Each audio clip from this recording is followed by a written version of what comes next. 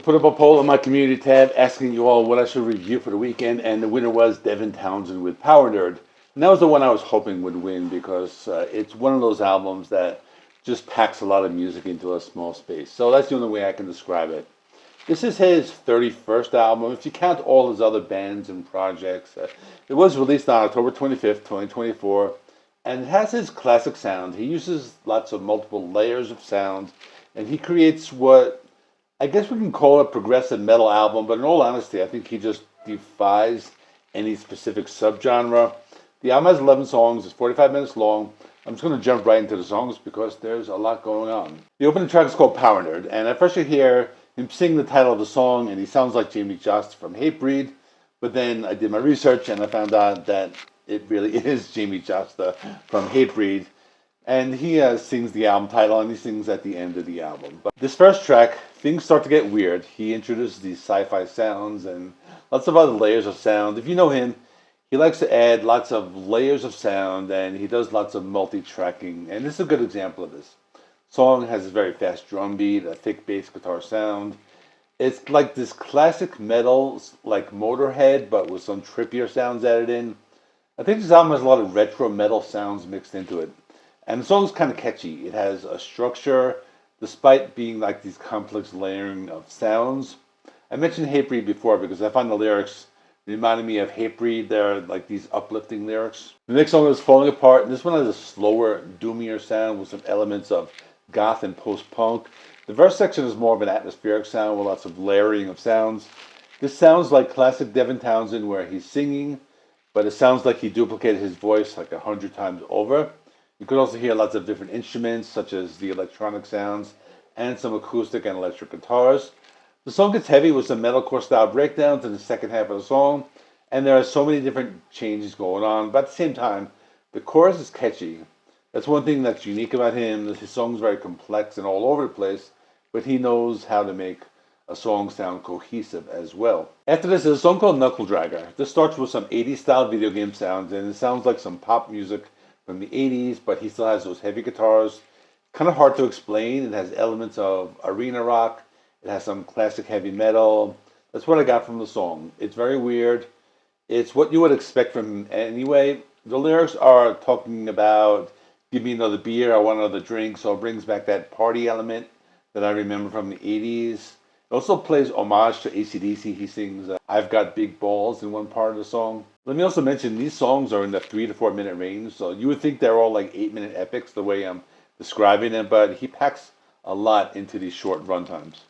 After this is a song called Gratitude. This one starts off some type of new wave ballad from the 80s type of sound. It's a softer song with softer singing, but I can hear many different elements in the song. It's one of those songs that doesn't sound like a metal song, but he layers so many sounds. You can still hear the heavy guitars in the background.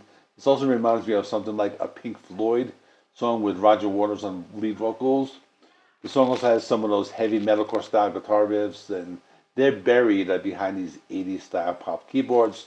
I think he's making a song that can be listened to by metalheads and non-metalheads alike. After this is a short instrumental called Dreams of Light, and that goes into the next song. The next song is called Ubelia. This is another one of those softer ambient songs with the spacey, psychedelic, and trippy sounds mixed in, but he also brings in some heavier guitars. His vocals also make it heavy as well. He's able to change his vocal style throughout the song. This one goes back and forth between that ambient sound and the heavy layers of sound. Next one is called Jainism. This one comes right out the gate with the heavy guitar riffs. Sound like some of those theatrical metalcore bands like Ice Nine Kills or Motionless in White. It's a mix of electronic sounds and heavy metalcore style riffs, but there's also different layers of sound. This sounds like classic Devin Townsend, but there's more of a dramatic sound. The vocals kind of remind me of the band Muse in some parts. This is another one of those songs that has a catchy chorus. It has heavier guitars up front, but there's still a lot of those ambient and electronic sounds mixed in. Next song is called Younger Lover. This has acoustic guitars, and Devin Townsend sings in a softer falsetto style. It's like a soft acoustic ballad, but in the style of Devin Townsend with all the different layers of sound. On this song, he uses more of the electronics to create more of an atmospheric sound. Then in the middle of the song, he adds these Def Leppard style electric guitar riffs. but then there's some of those heavier riffs, but they're mixed lower in the background. So it sounds like an acoustic ballad, but still has those layered tracks. So it sounds like most of the other songs in that respect, but then at the end of the song, it sounds very ambient. It goes into the next song. It's called Glacier. It has slower and heavier sound. It's almost like some epic doom metal, but with these big and epic vocals. It also has some softer sections with the softer singing. This has some other vocalists or musicians. I'm not really sure, but one is Aman Khosla, who's a guitarist, I believe, and Tanya Ghosh, who is a singer. And there are many different layers of vocals, so it's not easy to tell who is singing what. It's one of those songs that just goes back and forth between the heavy and light sections. The next song is called Goodbye. This one starts off with some of those Def Leppard style guitars that come in and out of the song, so I can tell he was going for more of an 80s sound with this one.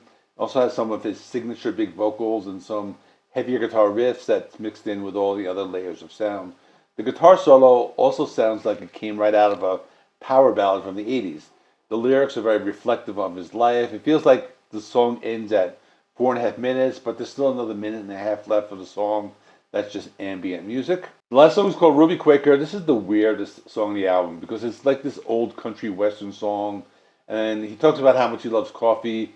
It sounds like a parody song, but I think he might be serious with this. The second part of the song sounds like he's doing an Elvis impression and has some of those old 50s style rock and roll pianos. But the whole time he's singing about how he loves coffee. So at the same time, it sounds like a jingle for a coffee commercial.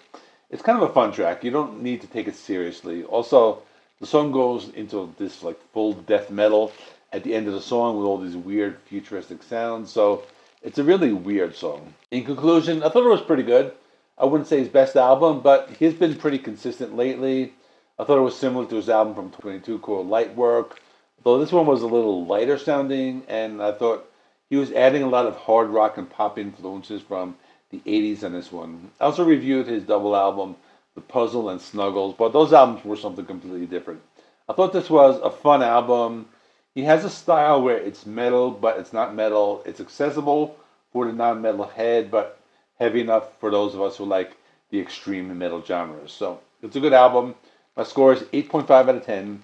This will be making my end of the month list, and I will be doing that video sometime during the week. In the meantime, check out my review of Lightwork. Thanks for watching. Please give this video a like. It helps me with the YouTube algorithm. Please subscribe if you have not already. I do rock and metal reviews, rankings, and more. I have merch you can find in my socials in the video description. Thanks for watching. I'll see you in the next one.